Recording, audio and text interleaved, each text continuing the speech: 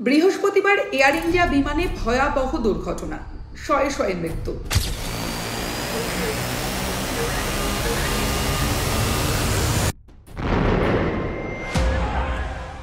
চব্বিশ ঘন্টার মধ্যে ফের বিপত্তি।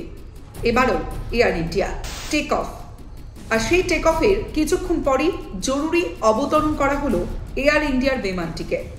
সকাল 9:30 নাগাদ এয়ার ইন্ডিয়ার AI379 বিমানটি থাইল্যান্ডের ফুকেট থেকে নয়াদিল্লির উদ্দেশ্যে রওনা দেয়। বিমানটিতে মোট 156 জন যাত্রী ছিলেন। টেক অফের কিছুক্ষণ পরই বিমানটিতে বোমাতঙ্ক ছড়িয়ে পড়ে। তারপরই জরুরি অবতরণ করেন পাইলট। আন্দামানের একটি দ্বীপ থেকে ঘোরানো হয় বিমানটিকে।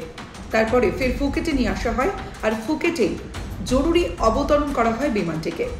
অবতরণের পরই বিমানের যে 156 জন যাত্রী ছিলেন, সেই 156 জন যাত্রীদের বের করে আনা হয়।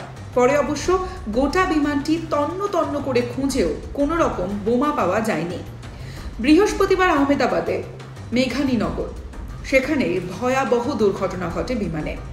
অসামরিক বিমান পরিবহন নিয়ন্ত্রক সংস্থা DGCA জানিয়েছে, বিমানটিতে 242 জন ছিলেন। তাদের মধ্যে 230 জন যাত্রী ছিলেন এবং 12 জন বিমান কর্মী ছিলেন, 10 জন ক্রু মেম্বার, 2 জন পাইলট। একজন বাদে বাকি সকলেরই মৃত্যু হয়েছে ওই দুর্ঘটনায়। 24 ঘন্টার মধ্যে আবারও এই ঘটনায় রীতিমতো চাঞ্চল্য ছড়ায়।